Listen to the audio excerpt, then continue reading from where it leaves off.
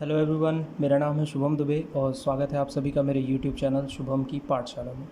तो दोस्तों, आज की इस वीडियो में हम बात करने वाले हैं क्लासिफिकेशन ऑफ स्ट्रेस के बारे में। ठीक है, हम लोगों ने अपने प्रीवियस वीडियो में देखा था, स्ट्रेस के बारे में पढ़ा था। ठीक है, हम लोगों ने अपने पिछले वीडियो से मॉस का सब्जेक्ट स्टार्ट किया था और देखा था कि ईएम में हम क्या पढ़ते हैं, रिजिड बॉडी के बारे में स्टडी करते हैं। ठीक है, और मॉस या फिर स्ट्रेंथ ऑफ मटेरियल में हम क्या करते हैं, डिफॉर्मेशन बॉडी के बारे में स्टडी करते हैं। ठीक है, उसमें कौन जब फोर्स लगाते हैं तो उसके फोर्स के कारण क्या क्या इफेक्ट आता है उस बॉडी में, वो सारी चीज़ें हम लोग देखते हैं। ठीक है, जैसे स्ट्रेस, स्ट्रेन, ईटीसी।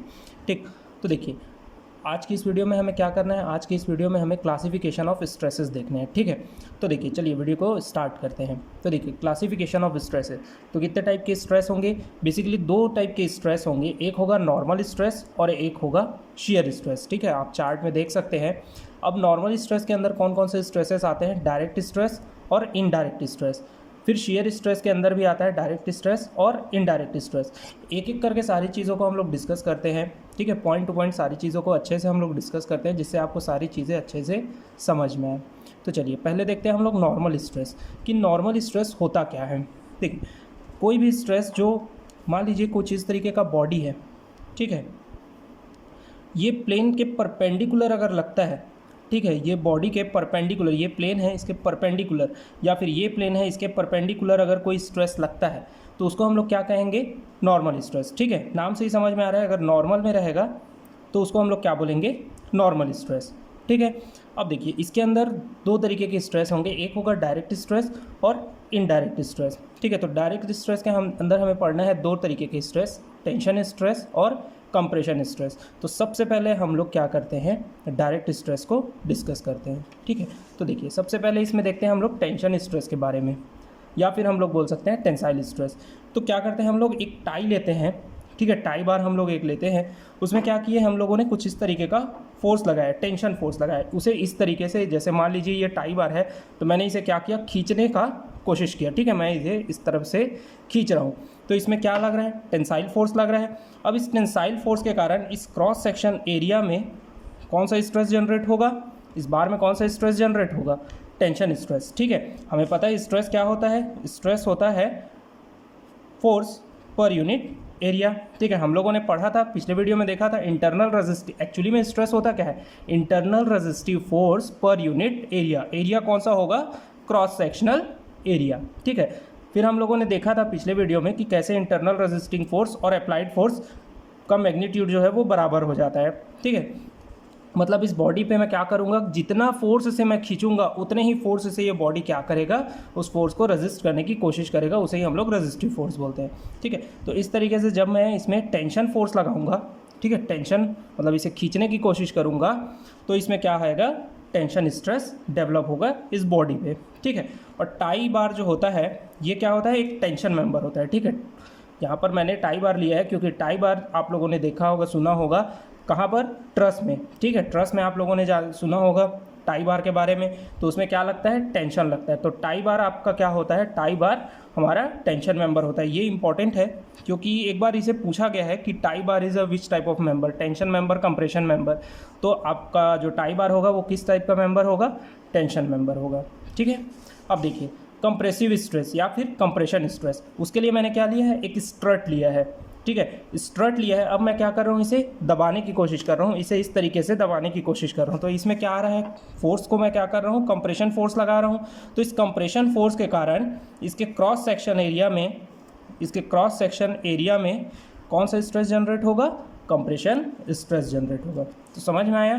अब ये डायरेक्ट लग रहा है, डायरेक्ट मैंने फोर्स लगाया इस बॉडी पे, डायरेक्ट मैंने टेंशन और कंप्रेशन फोर्स लगाया, उसके कारण इसमें स्ट्रेस आया, इसलिए मैंने इसे क्या कहा, डायरेक्ट स्ट्रेसेस कहा।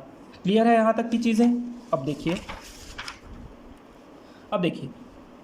अब आप लोग के मन में आ रहा होगा, भाई कॉलम भी तो कंप्रेशन मेंबर है। जी हाँ, कॉलम भी कंप्रेशन मेंबर। ठीक है, column is also compression member, but the difference between column and strut is that. अब देखिए कॉलम और स्ट्रट में डिफरेंस क्या होता है, आप लोगों ने हमेशा देखा होगा कॉलम क्या होता है, 90 डिग्री पे, कुछ इस तरीके से ही होता है कॉलम। हमेशा क्या होगा, कॉलम 90 डिग्री पे ही रहता है ना। और ये कॉलम क्या होता है, कॉलम एक ऐसा मेंबर है जिसमें कंप्रेशन तो लगता ही लगता है, ठीक है, लेकिन उसके साथ क्या करता है, कभी कभी उसमें बेंडिंग मोमेंट भी लगता है। अब बेंडिंग मोमेंट कैसे लगेगा, आप लोगों ने आरसीसी में पढ़ा होगा एसेंट्रिक लोडिंग के बारे में, है ना, मोमेंट क्या होता है, फोर्स इनटू परपेंडिकुलर डिस्टेंस। अब देखिए मान लीजिए अगर ये जो इसमें आने वाला लोड है वो सेंटर पे लगा तब तो ठीक है, सेंटर पे लगा तो, लेकिन अगर मान लीजिए एसेंट्रिक लोडिंग हो गया, कुछ इस तरीके से कॉलम है और लोड सेंटर पे ना लग के कुछ इस डिस्टेंस पे लग गया, ठीक है, तो ये क्या हुआ, यहाँ से सेंटर से इसका कुछ लेंथ आ गया। अब इसके कारण क्या होगा, फोर्स इनटू परपेंडिकुलर डिस्टेंस, मतलब कॉलम में क्या आ गया, बेंडिंग मोमेंट भी जनरेट हो जाता है, ठीक है, एसेंट्रिक लोडिंग के कारण। अब ये कॉलम कहाँ यूज़ होता है, कॉलम हमारा यूज़ होता है फ्रेम स्ट्रक्चर में। क्लियर है, तो ये समझ में आया कॉलम क्या होता है। अब देखिए स्ट्रट क्या होता है। स्ट्रट क्या होता है, ये किसी भी एंगल पे हो सकता है, ज़रूरी नहीं है कि ये 90 डिग्री के ही एंगल पे हो, ये किसी भी एंगल पे हो सकता है। हम लोग ये स्ट्रट और टाई के बारे में हम कहाँ देखते हैं, हम लोग ट्रस का जो मेंबर होता है, ठीक है, ट्रस का जो स्ट्रक्चर होता है वहाँ पर हम लोग स्ट्रट और टाई के बारे में पढ़ते हैं, ठीक। तो देखिए ये क्या करता है, कोई भी एंगल पे हो सकता है। साथ ही साथ इसमें क्या होता है, डिफरेंस क्या होता है, इसमें कभी बेंडिंग मोमेंट नहीं आएगा, ठीक है। स्ट्रट में क्या होता है, बेंडिंग मोमेंट कभी नहीं आएगा, इसमें हमेशा सिर्फ कंप्रेशन ही आएगा, और इसे हम कहाँ यूज़ करते हैं, ट्रस में। क्लियर हुआ। अब देखिए इनडायरेक्ट स्ट्रेस। इनडायरेक्ट स्ट्रेस क्या होगा, डायरेक्ट स्ट्रेस में हम लोगों ने देखा एक मेंबर था, डायरेक्ट उसमें टेंशन या कंप्रेशन फोर्स लगाया, उसके कारण उसमें स्ट्रेस आया।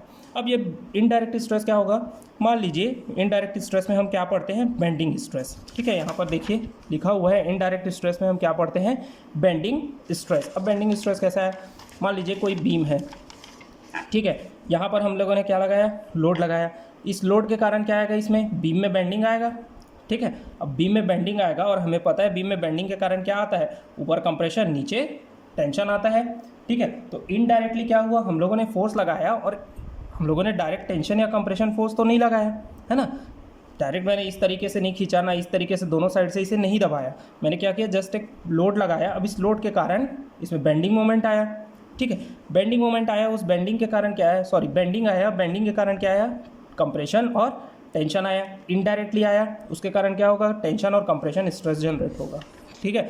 तो उसे ही हम क्या कहते हैं, बेंडिंग स्ट्रेस। अब देखिए ये वाला एक फॉर्मूला होता है या कह सकते हैं एक इक्वेशन होता है, बहुत इंपॉर्टेंट है, इसे हम क्या कहते हैं, bending equation, E/R M/I sigma by y, ये क्या होता है, बेंडिंग इक्वेशन होता है, इसे याद रखेंगे आप, ठीक है, बहुत इंपॉर्टेंट इक्वेशन है, इसे बहुत सारे क्वेश्चन भी सॉल्व होते हैं, ठीक है। तो यहीं से हम निकालेंगे बेंडिंग स्ट्रेस का फॉर्मूला हम लोग निकालेंगे, ठीक है।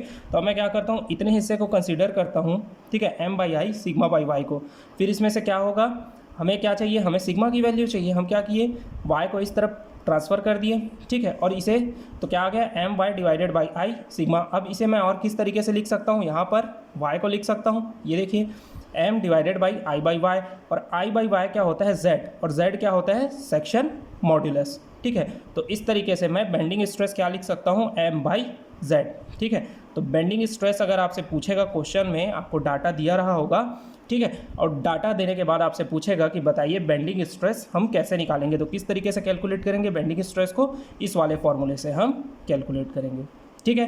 तो ये समझ में आया आपको, नॉर्मल स्ट्रेस समझ में आया।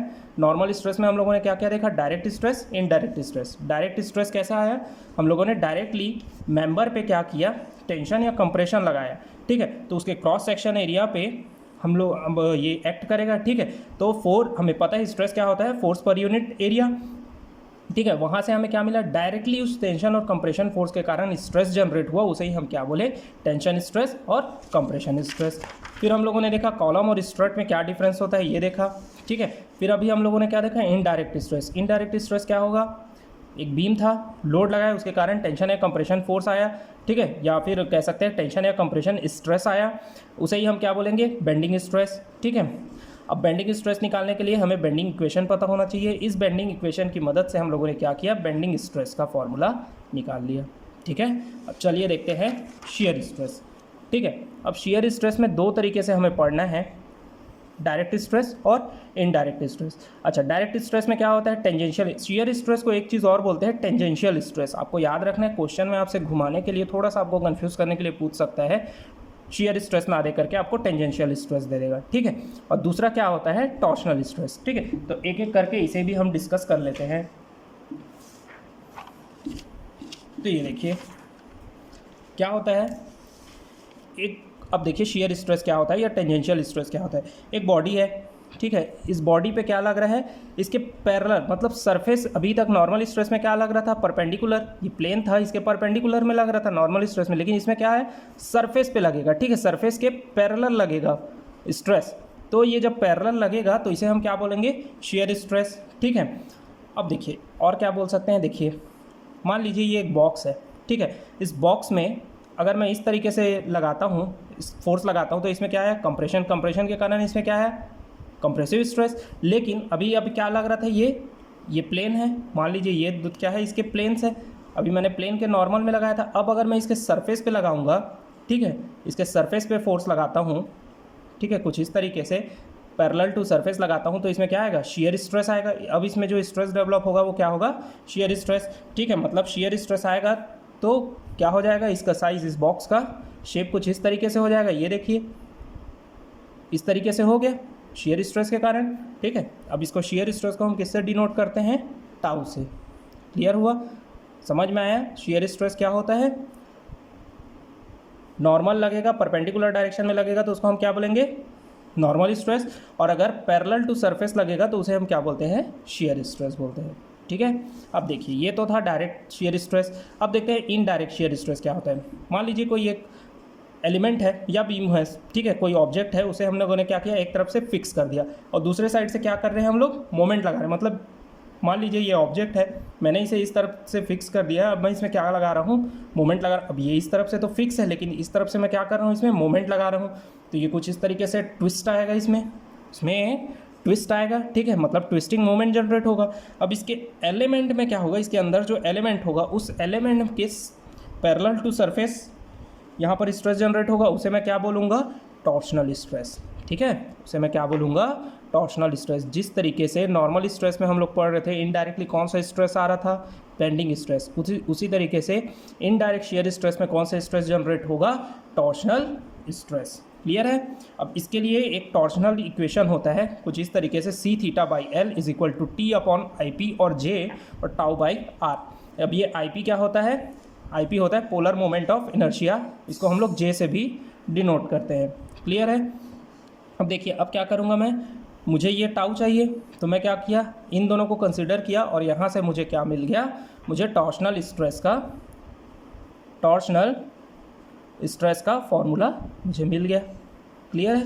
तो इस तरीके से हम लोगों ने पढ़ा क्या होता है हमारा डायरेक्ट और इनडायरेक्ट शियर स्ट्रेस। ठीक है, तो अब हम लोगों ने ये पढ़ लिया, क्लासिफिकेशन ऑफ स्ट्रेसेस आपको समझ में आ गए। अब देखिए एक इंपॉर्टेंट चीज़ और है इसमें, एक और हम इंपॉर्टेंट चीज़ पढ़ते हैं वो है angle of obliquity. Angle of obliquity क्या होता है। ठीक है, तो देखिए ये एक एलिमेंट था, इसमें क्या लग रहा था, नॉर्मल स्ट्रेस लग रहा था कुछ इस तरीके से, और यहाँ पर क्या लग रहा था, शियर स्ट्रेस लग रहा था। अब देखिए इसके ये नॉर्मल लग रहा है, यहाँ पर शियर स्ट्रेस लग रहा है। अब इसके रिजल्टेंट कोई स्ट्रेस लगेगा। ठीक है, इसका मान लीजिए कोई रिजल्टेंट स्ट्रेस आता है जिसको मैं किससे डिनोट करता हूँ, सिग्मा आर से, रिजल्टेंट स्ट्रेस। अब इनके बीच जो एंगल बनता है, नॉर्मल स्ट्रेस और रिजल्टेंट स्ट्रेस के बीच का जो एंगल होता है, इसे मैं क्या बोलता हूँ, एंगल ऑफ ऑब्लिक्विटी। ठीक है, इसे फाई से डिनोट करता हूँ और इसे मैं क्या बोलता हूँ, एंगल ऑफ ऑब्लिक्विटी। ठीक है, अब इसे और अच्छे से डिटेल में हम लोग समझते हैं। पहले ये देख लेते हैं कि रिजल्टेंट स्ट्रेस आप कैसे निकालेंगे। रिजल्टेंट स्ट्रेस निकालने के लिए आपको क्या करना पड़ेगा, अंडर रूट नॉर्मल स्ट्रेस का square plus shear stress square. तो इस तरीके से आप नॉर्मल रिजल्टेंट स्ट्रेस निकाल सकते हैं। ये इंपॉर्टेंट फॉर्मूला है, क्वेश्चन आपसे पूछा गया है प्रीवियस ईयर में। रिजल्टेंट स्ट्रेस बताइए, आपको नॉर्मल स्ट्रेस दे दिया रहेगा, शियर स्ट्रेस दे दिया रहेगा और आपसे पूछेगा रिजल्टेंट स्ट्रेस बताइए। ठीक है, अब ये एंगल ऑफ ऑब्लिक्विटी को थोड़ा और अच्छे से हम लोग समझ लेते हैं। ठीक है, ये देखिए ये वाला जो पार्ट था, ये वाले पार्ट को मैंने एक बड़े हिस्से में लिख दिया है। ये देखिए ये नॉर्मल स्ट्रेस है सिग्मा और ये शियर स्ट्रेस है टाउ, और ये क्या है हमारा रिजल्टेंट स्ट्रेस। ये वाला जो हिस्सा था इसे मैंने थोड़ा बड़ा करके लिख दिया है। ठीक है, तो देखिए एंगल ऑफ ऑब्लिक्विटी क्या होता है, angle between resultant stress and normal stress is called angle of obliquity. ये रिजल्टेंट स्ट्रेस है, ये नॉर्मल स्ट्रेस है, इसके बीच का जो एंगल होगा उसे मैं क्या कहता हूँ, एंगल ऑफ ऑब्लिक्विटी कहता हूँ। ठीक है, अब देखिए इसका रेंज कहाँ से कहाँ तक होता है, 0 to 90, भी 90 डिग्री ही तो है। ठीक है, इसका पूरा एंगल कितना है, 90 डिग्री है, तो रेंज कितना होगा, 0 to 90 डिग्री। अब देखिए यहाँ से क्वेश्चन क्या पूछा जाता है, आपको क्वेश्चन में दे दिया रहेगा, मान लीजिए आपको क्वेश्चन में दिया है कि एंगल ऑफ ऑब्लिक्विटी का जो वैल्यू है वो है 0। ठीक है। देन रिजल्टेंट स्ट्रेस कितना होगा, तो अगर जीरो रहेगा एंगल ऑफ ऑब्लिक्विटी तो सिग्मा आर मतलब रिजल्टेंट स्ट्रेस बराबर हो जाएगा नॉर्मल स्ट्रेस के, ठीक है। मतलब ये क्या था, ये जो रिजल्टेंट स्ट्रेस है अगर एंगल ऑफ ऑब्लिक्विटी जीरो रहेगा तो कुछ ऐसा रहेगा, तो ये किसके बराबर हो जाएगा, रिजल्टेंट स्ट्रेस नॉर्मल स्ट्रेस के। अब अगर एंगल ऑफ ऑब्लिक्विटी क्या है 90 डिग्री है तो ये किसके बराबर हो जाएगा, शियर स्ट्रेस के। समझ में आया। तो ये चीज़ आपको ध्यान में रखना है कि एंगल ऑफ ऑब्लिक्विटी क्या होता है, और एंगल ऑफ ऑब्लिक्विटी जीरो होगा तो कितना होगा, रिजल्टेंट स्ट्रेस नॉर्मल स्ट्रेस के बराबर हो जाएगा, और अगर एंगल ऑफ ऑब्लिक्विटी 90 होगा तो ये रिजल्टेंट स्ट्रेस बराबर हो जाएगा शियर स्ट्रेस की। और इसका रेंज कितनी कहाँ से कहाँ तक होता है, 0 to 90 डिग्री। समझ में आया। अब देखिए एक इंपॉर्टेंट मैंने नोट मतलब एक नॉर्मल शॉर्ट नोट है। नॉर्मल स्ट्रेस क्या होता है, परपेंडिकुलर टू द सरफेस होता है, ठीक है, परपेंडिकुलर टू सरफेस होता है। और शियर स्ट्रेस क्या होता है, पैरेलल टू सरफेस होता है। अभी मैंने एक बॉक्स से बताया था आपको, ये बॉक्स है, मान लीजिए ये प्लेन है, अगर मैंने परपेंडिकुलर डायरेक्शन में लगाया तो ये क्या है हमारा नॉर्मल स्ट्रेस है। अगर इसके सरफेस पे लगाया, ये देखिए इसके सरफेस पे मैंने लगाया तो ये क्या आ गया, शियर स्ट्रेस आ गया, ठीक है। तो ये समझ में आया आपको। तो आज के इस वीडियो में हम लोगों ने क्या देखा, आज के इस वीडियो में हम लोगों ने देखा क्लासिफिकेशन ऑफ स्ट्रेसेस के बारे में देखा, जहां हम लोगों ने डायरेक्ट स्ट्रेस पढ़ा, इनडायरेक्ट स्ट्रेस पढ़ा, tension stress, compression stress, indirect stress में क्या पढ़ा, बेंडिंग स्ट्रेस। ठीक उसी तरीके से शियर स्ट्रेस में भी डायरेक्ट और इनडायरेक्ट स्ट्रेस पढ़ा, जिसमें हम लोगों ने टेंजेंशियल स्ट्रेस या शियर स्ट्रेस के बारे में पढ़ा और टॉर्सनल स्ट्रेस के बारे में पढ़ा। और क्या देखा हम लोगों ने, बेंडिंग इक्वेशन देखा है, ठीक है। और हमें क्या याद रखना है, और हमें टॉर्सनल इक्वेशन याद रखना है। यहाँ से हम लोग टॉर्सनल स्ट्रेस और बेंडिंग स्ट्रेस को फाइंड कर सकते हैं। और हम लोगों ने एंगल ऑफ ऑब्लिक्विटी के बारे में पढ़ा है, ठीक है। तो आज के इस वीडियो में यहाँ तक रखते हैं, ठीक है। नेक्स्ट वीडियो में हम लोग देखेंगे स्ट्रेन के बारे में, ठीक है। हम लोगों का जो स्ट्रेस का पोर्शन था वो कंप्लीट हो गया। नेक्स्ट वीडियो से हम लोग स्ट्रेन स्टार्ट करने वाले हैं, जिसमें हम लोग देखेंगे स्ट्रेन होता क्या है, कितने टाइप के स्ट्रेन होते हैं, और आगे की चीज़ों को हम जानेंगे नेक्स्ट वीडियो में, ठीक है। तो उम्मीद है आप सभी को आज की सारी चीज़ें समझ में आई होंगी। अगर कोई डाउट होता है तो आप कमेंट सेक्शन में पूछ सकते हैं, या फिर आप हमारे टेलीग्राम ग्रुप को भी ज्वाइन कर सकते हैं, जिसका लिंक आपको डिस्क्रिप्शन बॉक्स में मिल जाएगा। और कुछ डाउट हो तो आप पूछ सकते हैं। बाकी उम्मीद करते हैं आपको आज की सारी चीज़ें समझ में आई होंगी। वीडियो पसंद आए तो वीडियो को लाइक कीजिए, शेयर कीजिए और चैनल को सब्सक्राइब कीजिए। मॉस का जो सब्जेक्ट है, इसके सारे जो जितने भी टॉपिक हैं जो आपको एग्ज़ाम में पूछे जाते हैं, कंपटीशन एग्ज़ाम में, वो सारे टॉपिक हम यहाँ पर कवर करने वाले हैं, ठीक है। तो मिलते हैं नेक्स्ट वीडियो में नेक्स्ट टॉपिक के साथ।